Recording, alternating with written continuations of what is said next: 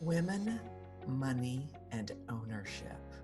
I'm Karen Russo. I'm the author of The Money Keys, and today I am on well, you can call it a rant, but I think if anybody's awake and alive and living in today's world and is a woman of a certain age who is interested in empowering women and girls into more economic expression, viability, power, and strength, you could call it a rant, or you could just call it, I'm just getting real here.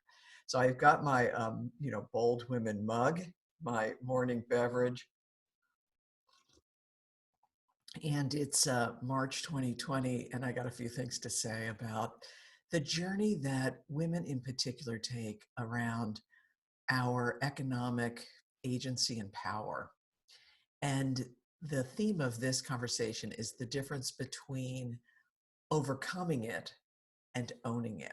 So I've done a lot of work. Many of you know I'm author of The Money Keys for over 15 years. I've been coaching folks about a holistic approach to money. Most of my clients and students are women.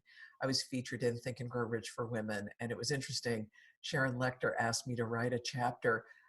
The principle that Napoleon Hill worked with was how to transmute sex energy into wealth. And for the white men that he was profiling, the big issue was how do you take all that sex energy and tamp it down and focus it up.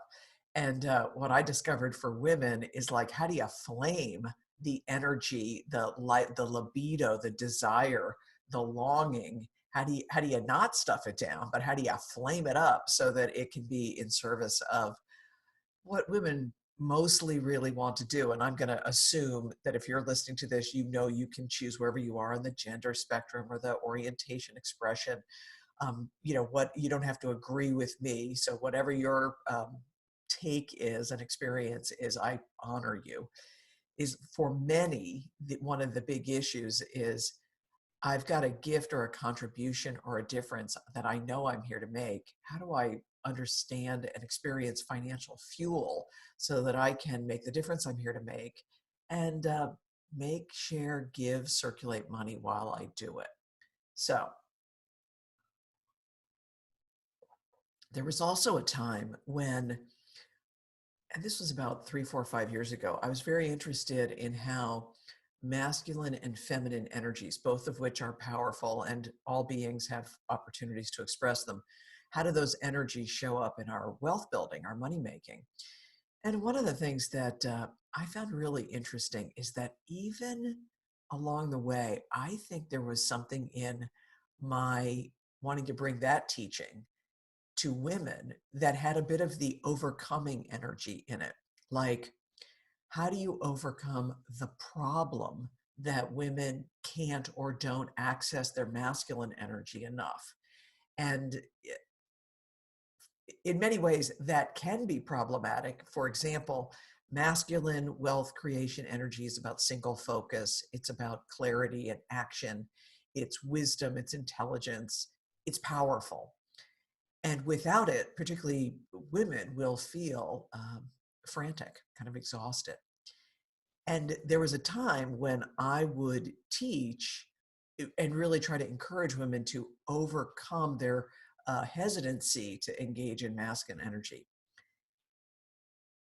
Today, this isn't different, but this is a distinct emphasis. I want to talk to you about, don't worry so much about overcoming your resistance to embodying masculine energy. If you look around, part of why I'm out of things to give here is we've been through, in the United States, we've been through a political season where my two favorites, my many favorites, did not make it to the end. And I'm recently coming off I was all in with Elizabeth Warren. Won't surprise you.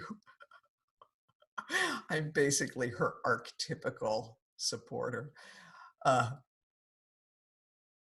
and they're just the grief and the sadness about how such a smart, capable, hardworking woman did not get the support that I feel, would have propelled her to be a wonderful leader for us. So you may agree or not agree with policies or politics or have a different opinion. Great. What I will say is I also had the experience of being like, yet again, here's a woman who, in some ways you got to love it. She didn't back down from speaking over a man when she needed to, or um, apologize for her intelligence. It's like she really showed us like owning who she is in a fierce way. And I think that's part of what I want to just keep talking about, owning it. And the piece about owning it also includes own our feminine capacities. So the feminine aspects of wealth experience, that's what I really want to invite you into. So if you've had an agreement or a response or a question or a comment about anything I've shared so far, wonderful. And then here's your encouragement. When it comes to the feminine creative principles of wealth, those are, feminine energy is naturally inclusive. It's diffuse awareness. It's the capacity to notice and then to include the all. So that's where it's the, you know, um, feminine energy can hold the grief and the joy. Feminine strength can withstand as well as take action. Feminine love is compassionate and grace filled and inclusive and tender and merciful. And those qualities are essential to the havingness part of wealth. A lot of the personal growth and business coaching world is super interested in getting you and me to set, 10 times our revenue goals and to make more money, sell more stuff, reach a bigger audience, and all of that's good. And what I know from my own life experience and from coaching so many folks like you is that it does not matter how much more we get if we don't have the capacity to have, if we don't have the ability to feel wealthy and satisfied. It doesn't matter how many more clients we get, or how much more is in a business bank account, or how much more is in a savings portfolio. If we can't feel just in this moment that I'm sourced from something greater, and for those of you that have a spiritual practice or desire, I'm sourced from the infinite presence of the divine, from that eternal, infinite, creative, loving reality. When I feel that, I can feel satisfied. Because if we don't have the capacity to feel satisfied, there is a profound emptiness in all this striving. It's just a fearful hamster wheel of more, more, more. And so that's what I encourage you to own right now. And as you build wealth, I want you to be able to have wealth. As you increase sales, I want you to be able to enjoy your customers. As you build that portfolio, and hell, you better diversify it now as the world is experiencing a variety of economic strains. As you build that diverse portfolio, I want you to appreciate what you do have. And if you're a person like me who has tremendous privilege, who's living in Scottsdale, Arizona with, delicious coffee and access to the internet and the ability to be unhappy about the way that the campaigns are going and still vote and make a difference.